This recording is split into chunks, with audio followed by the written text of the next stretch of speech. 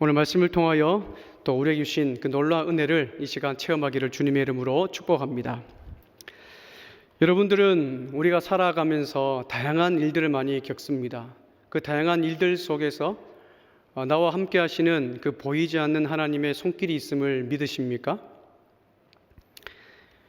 원치 않는 인생이 불행이 올 때에, 내가 경험하기 싫은 그런 어려움이 올 때도, 그때도 여전히 하나님은 나와 함께 하심을 믿으십니까?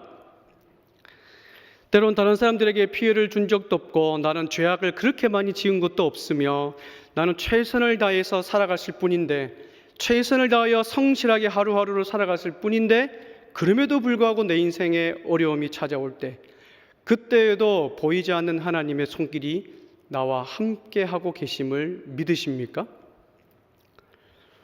점점 대답이 줄어들고 있습니다. 우리는 이러한 질문 앞에 에스더를 통하여 이 보이지 않는 하나님의 손길이 그녀의 인생을 어떻게 이끌어 가시는지 우리 살펴보기를 원합니다.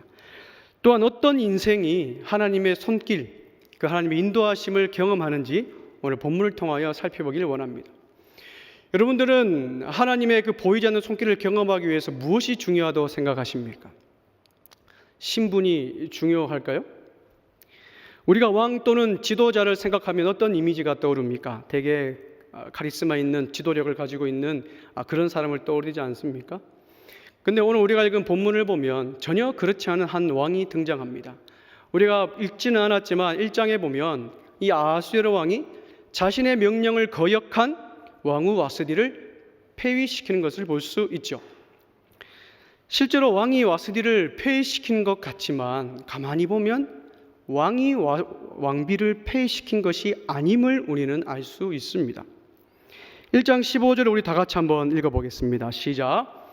왕후 와스디가 내시가 전하는 아하수에로 왕의 명령을 따르지 아니하니 규례대로 하면 어떻게 처치할까? 이 아하수에로 왕은 자신의 명령을 거역한 이 왕후 와스디를 어떻게 처치하면 좋을까? 어떤 방법으로 처리하면 좋을까? 이 고민에 빠진 거죠. 고민에 빠지자 이 왕이 신하들에게 질문을 합니다. 야, 어떻게 하면 좋겠니? 라고 자신의 고민을 신하들에게 이야기를 하죠. 그러자 신하들이 왕에게 어떤 답변을 합니까? 오늘 좀 길지만 함께 교독하면 좋겠습니다. 1장 16절에서 20절입니다. 제가 먼저 16절 읽겠습니다. 무무간이 왕과 지방관 앞에서 대답하여 이르되 왕후 와스디가 왕에게만 잘못했을 뿐 아니라 아하수에로 왕의 각 지방의 관리들과 뭇 백성에게도 잘못하였나이다. 아하수에로 왕이 명령하여 왕후 와스디를 청하여도 오지 아니했다 하는 왕후의 행위의 소문이 모든 여인들에게 전파되면 그들도 그들의 남편을 멸시할 것인지요. 오늘이라도 바사와 메대의 귀부인들이 왕후의 행위를 듣고 왕의 모든 지방관들에게 그렇게 말하리니 멸시와 분노가 많이 일어나리이다. 왕일 많이 좋게 계신데 와스디가 다시는 왕 앞에 오지 못하게 하는 조서를 내리되 바사와 메대의 법률에 기록하여 변개함이 없게 하고 그 왕후의 자리를 그보다 나은 사람에게 함께 하겠습니다. 왕의 조서가 이 광대한 전국에 반포되면 귀천을 막론하고 모든 여인들이 그들의 남편을 존경하리다 하고. 여러분, 지금 이 신하들이 왕에게 어떻게 답변을 하고 있습니까? 한마디로 요약하면 왕의 자존심을 건드리는 이 답변을 하는 거죠.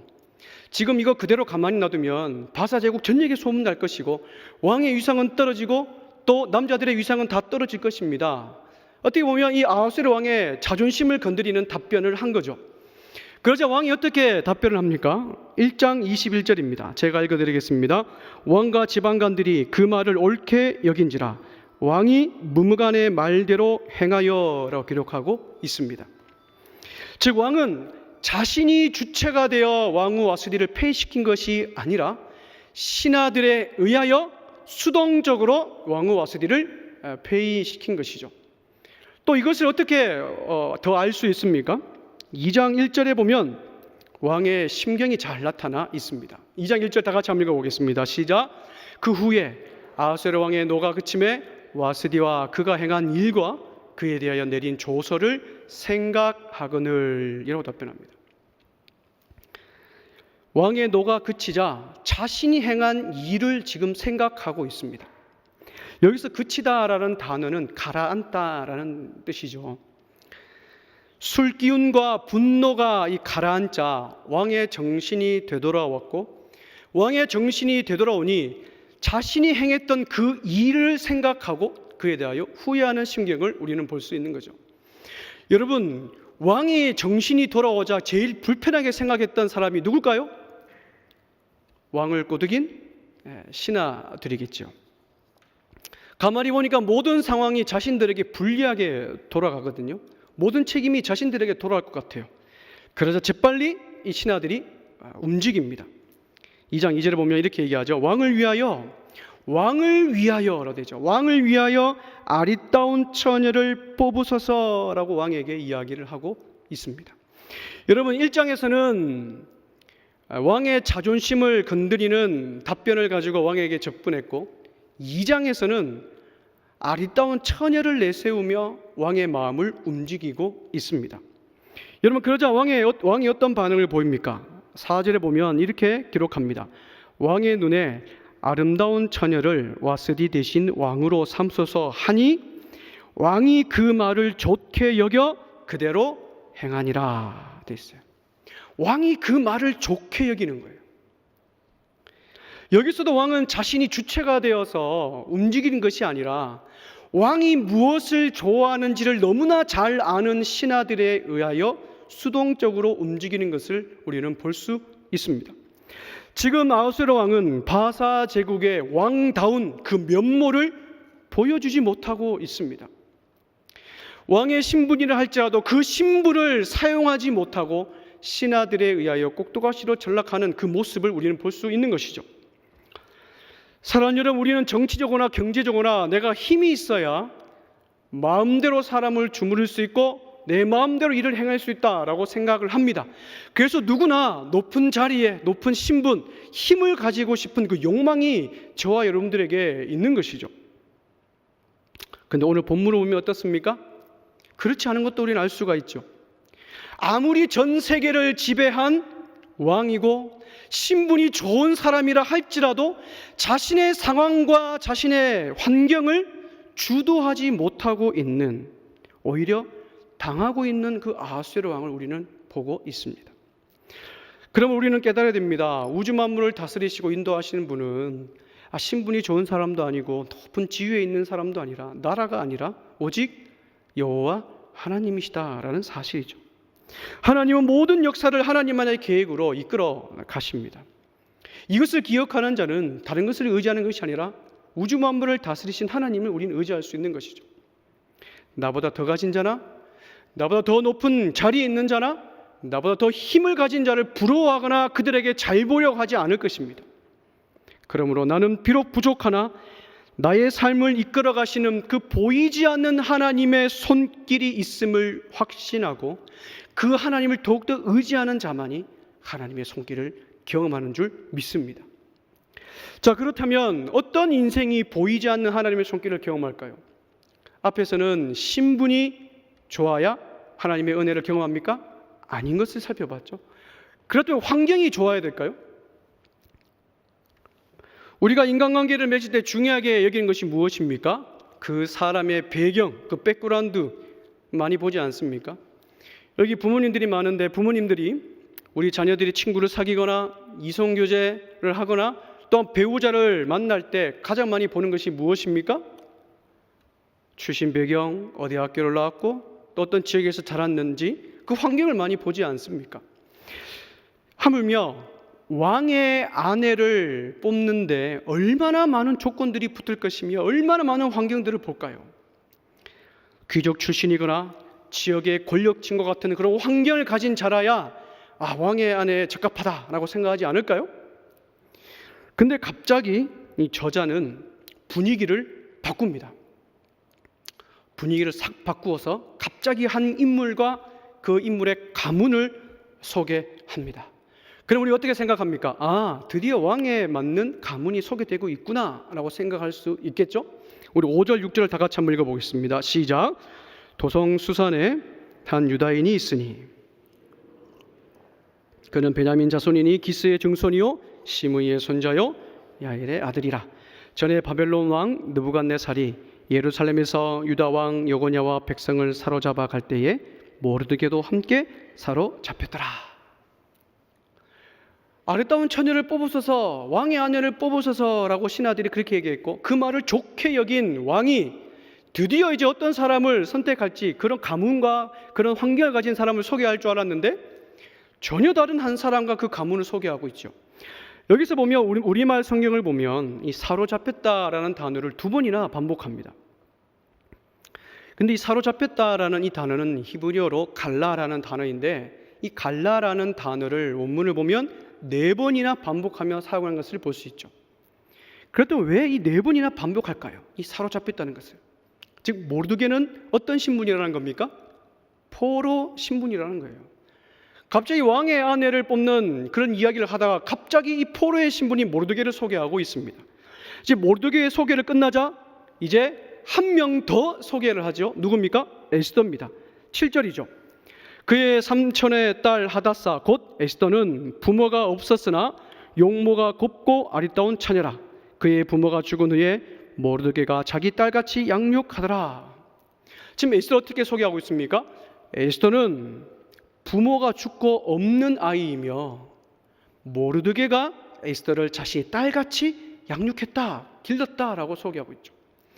여러분, 왜 이 에스더서의 저자는 갑자기 포로인 모르드게와 그리고 부모 없이 자란 이 에스더를 소개하는 걸까요?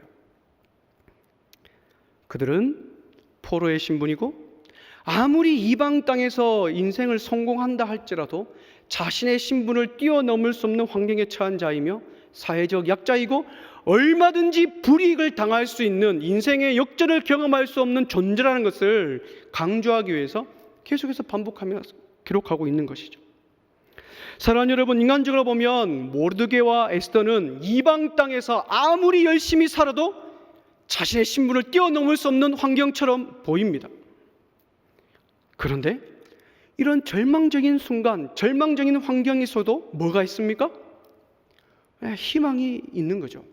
여러분 7절을 다시 한번 읽어볼까요? 다 같이 한번 보겠습니다. 시작. 그의 삼촌의 딸 하다사 곧 에스더는 부모가 없었으나 용모가 곱고 아리따운 처녀라. 그의 부모가 죽은 후에 모르드게가 자기 딸같이 양육하더라. 여러분 여기서 에스더를 소개하는데 한 개 더 붙이는 거 있죠. 어떻게 소개하고 있습니까? 용모가 곱고 아리따운 처녀다라는 것을 덧붙이고 있죠. 그럼 이것은 무엇을 말합니까? 여러분 1장에서 이 아하수르 왕의 신하들이 왕의 아내는 이러이러해야 됩니다 라고 사용했던 단어가 어떤 단어입니까? 왕은 왕을 위하여 아리따운 처녀를 뽑으소서라고 추천하지 않았습니까? 즉 무엇입니까? 이 왕의 신하들이 왕에게 사용했던 그 비슷한 단어, 아리따운 처녀라는 단어를 사용하면서 에스더가 곧 왕후의 기준에 적합한 자임을 오늘 본문에서 소개하고 있는 겁니다. 여러분, 우리가 환경이 좋으면 얼마나 좋겠습니까? 내 백그라운드가 좋으면 뭐든지 할 수 있을 것 같고 내가 마음만 먹으면 다 할 수 있을 것 같습니다. 근데 오늘 본문을 보면 그 좋은 환경이 우리의 삶을 결정지을 만큼 절대적이지 않다라는 것을 알 수가 있죠. 무조건 환경이 좋아야 인생 성공하느냐? 그것이 아니라는 것을 우리는 본문에서 볼 수 있지 않습니까?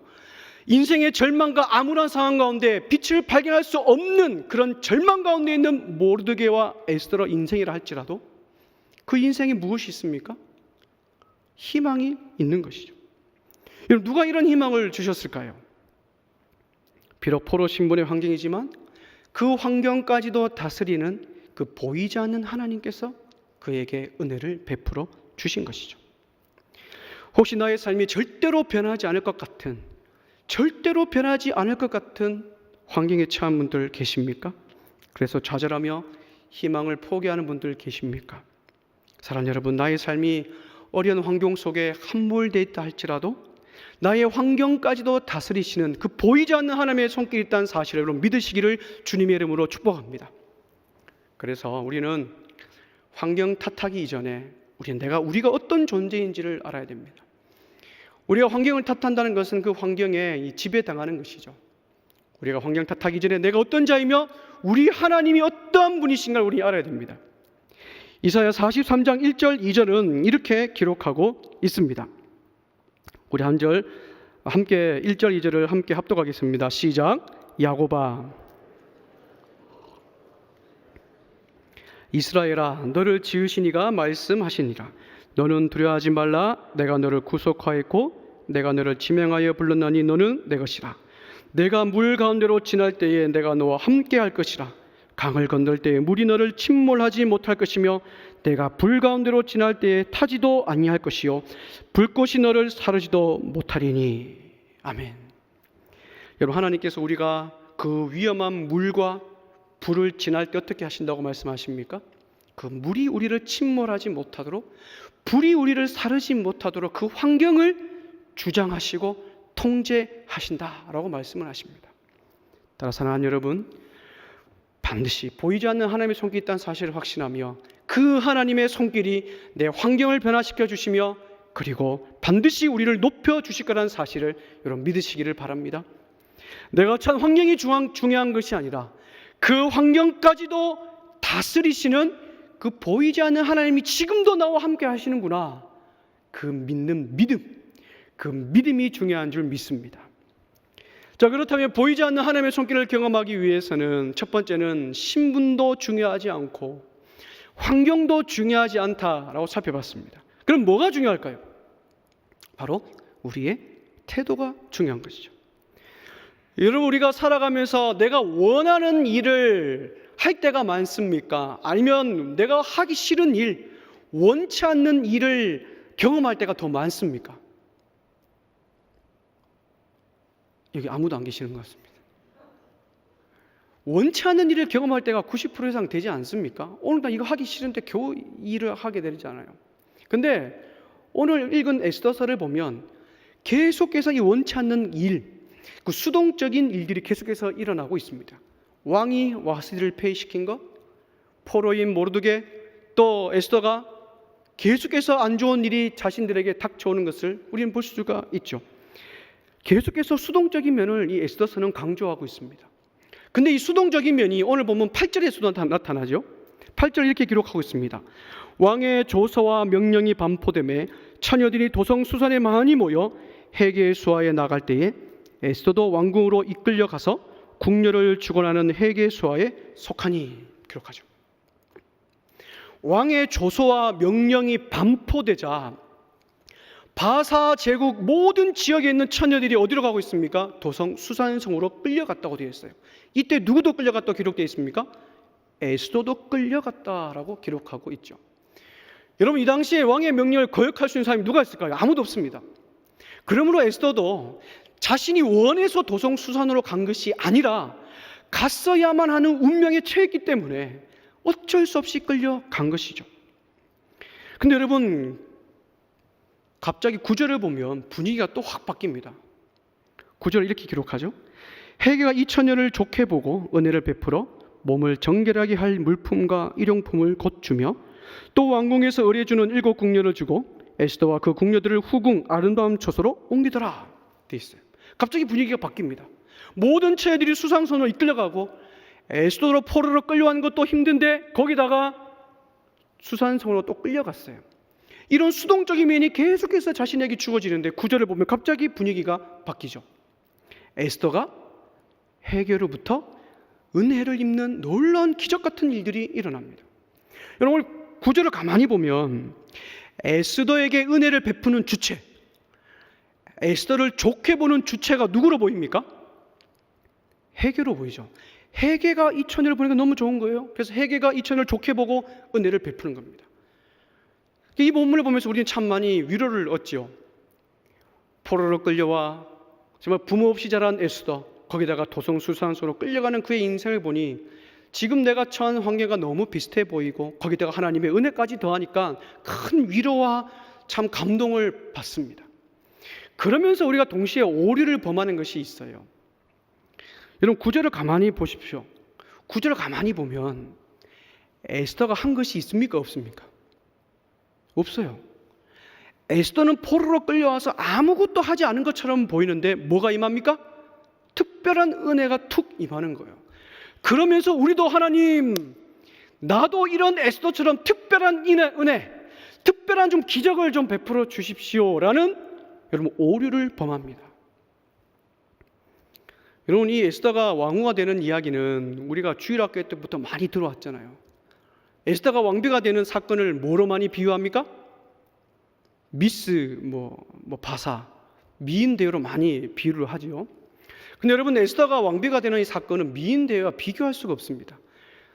2000년 전에 당시 역사가였던 요세푸스에 의하면 바사 제국 전역에 징집된 처녀들의 숫자가 몇 명이냐 하면 약 400명이다 라고 기록하고 있습니다. 그의 저서 요세푸스에 의하면. 여러분 생각해 보세요. 바사 제국 전역에 절세 미인들이 400명이 징집되어 도성수산소로 갑니다.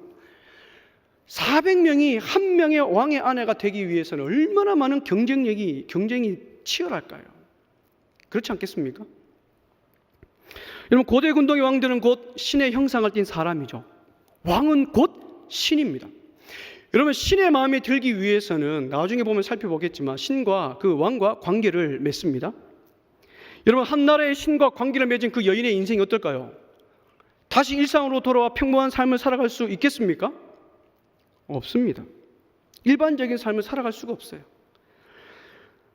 이 400명의 여인들은 그 왕에게 선택받지 못한다면 일평생 왕궁에서 혼자 그 왕을 모시는 종으로 살아야 될 뿐만 아니라 일평생 혼자 살아가야 돼요. 여러분, 그러니 얼마나 많이 경쟁했으며 그 가운데서 보이지 않는 치열함이 있었겠습니까? 따라서 우리는 9절을 다시 볼 필요가 있습니다.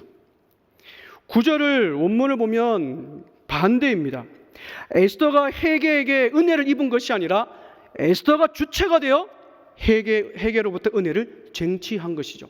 직역하면 이렇습니다. 헤게가 보기에 그 처녀가 헤게를 기쁘게 하였다라고 해석할 수가 있습니다. 즉 헤게가 에스더를 기쁘게 하였다기보다 에스더가 헤게를 기쁘게 하여 그 은혜를 헤게로부터 얻어낸 것이죠. 무엇을 강조하는 겁니까? 에스더의 능동적이고 적극적인 그의 태도를 강조하고 있습니다.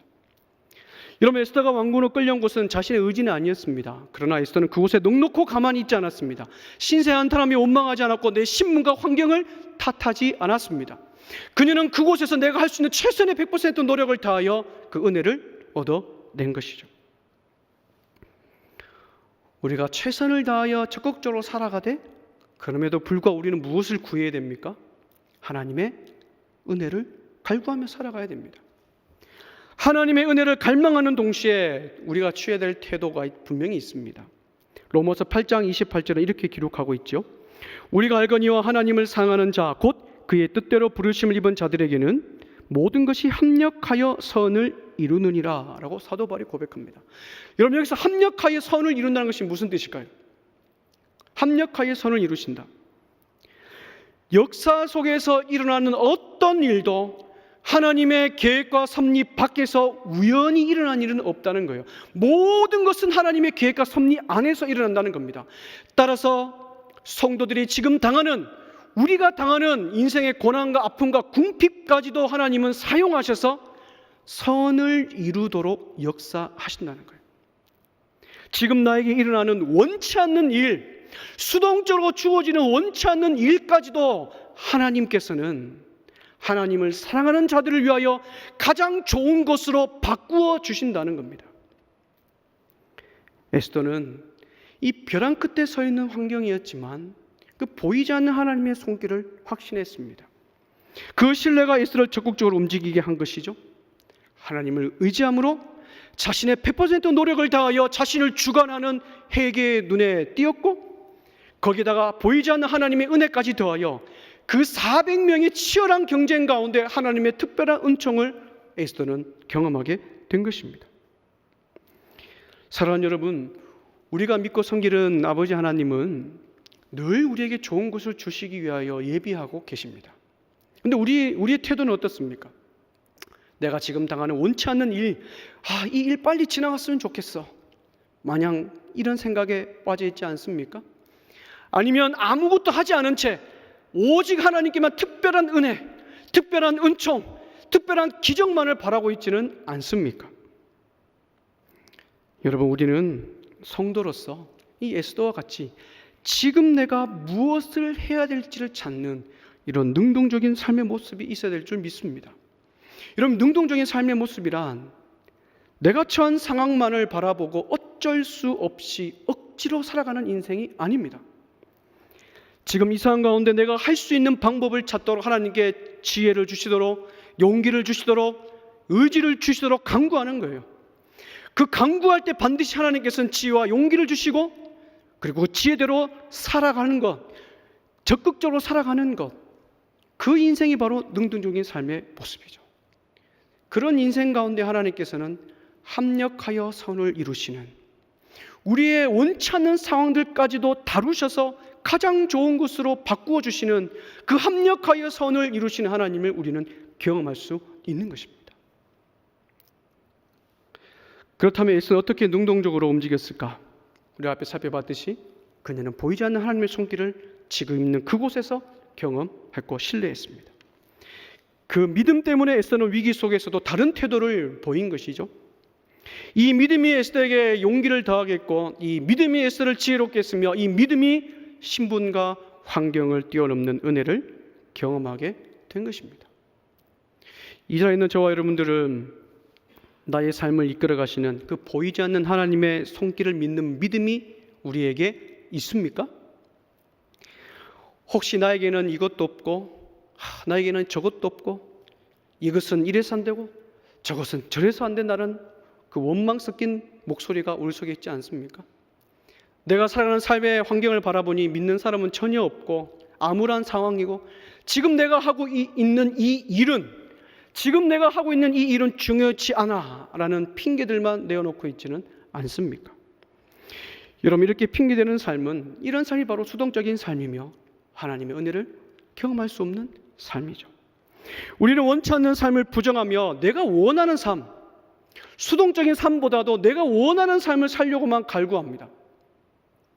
근데 여러분, 가만히 생각해 보면 우리는 하나님께 좋고 싫고를 따질 수 있는 존재입니까? 우리는 하나님께 좋고 싫고를 따질 수 없는 존재죠. 왜냐하면 우리는 원래 죄인이었고, 죽을 수밖에 없는 죄인이었고, 하나님의 이름조차 부를 수 없는 죄인이었어요. 그러나 우리를 위하여 예수 그리스도를 보내주심으로 말미암아 우리를 그분의 자녀 삼아 주셨습니다. 이것이 은혜이지 않습니까? 그 은혜를 알고 그 은혜를 기억하고 그 은혜를 누리며 살아가는 사람은 우리는 하나님 앞에서 다른 태도로 살아가야 될 줄 믿습니다. 여러분, 에스더 입장에서 보면 몇천 년 전 돌아가 봅시다. 그 당시 에스더 입장에서 보면 나라가 망하여 포로로 끌려갔고, 또 어쩔 수 없이 도성 수산성으로 끌려간 것이 그 당시에는 무엇을 의미하는지는 전혀 알 수 없었습니다. 그저 그녀는 자신에게 수동적으로 주어지는 것을 선택권 없이 그냥 받아들일 수밖에 없었잖아요. 나라가 망했으니 끌려갔고, 갑자기 왕의 명령이 반포되자 도성 수산선으로 끌려갔고, 자신의 선택권 없이 모든 것들이 받아들여야만 했습니다. 그러나 에스더는 왕궁으로 감으로 말미암아 그곳에서 보이지 않는 하나님의 손길을 경험하고, 또한 그곳에 끌려간 그곳에서 자신을 통하여 자신의 민족을 구원할 자신의 역할을 발견하게 된 것이죠. 우리가 살아가는 삶 속에서도 도무지 이해되지 않는 일들이 많이 일어납니다. 오늘도 여러분, 이해되지 않는 일들이 여러분 경험하지 않았습니까? 억울한 일을 경험하지 않았습니까? 이것이 하나님의 뜻인지 아니면 저것이 하나님의 뜻인지 우리는 도무지 하나님의 뜻을 알 수 없을 때가 너무나 많이 있습니다. 그러나 우리가 기억해야 될 것은 우리의 삶은 하나님의 모든 계획 안에서 이루어진다는 사실이에요. 내가 원하는 삶을 살든 내가 원치 않는 삶을 살든 그 삶은 모든 것이 하나님의 계획 가운데 있다는 거예요. 따라서 나의 삶 가운데 이 보이지 않는 하나님의 손길이 있다는 사실을 다시 한번 기억하고, 지금 나에게도 하나님께서 나에게 원한 그 계획이 있고, 하나님의 영광을 위하여 에스더처럼 우리의 가정과 우리 교회 공동체와 우리 목장과 내가 살아가는 사회 현장 속에서 나의 역할이 있다는 사실을 여러분 꼭 기억하시기를 주님의 이름으로 축복합니다. 말씀을 맺으러 갑니다. 사랑하는 여러분, 보이지 않는 하나님의 손길을 경험하기 위해서는 신분도 중요하지 않고 환경도 중요하지 않다라고 살펴봤습니다. 그럼 무엇이 중요하다고 말씀드렸습니까? 하나님 앞에서 우리의 삶의 자세가 중요하다고 말씀드렸어요.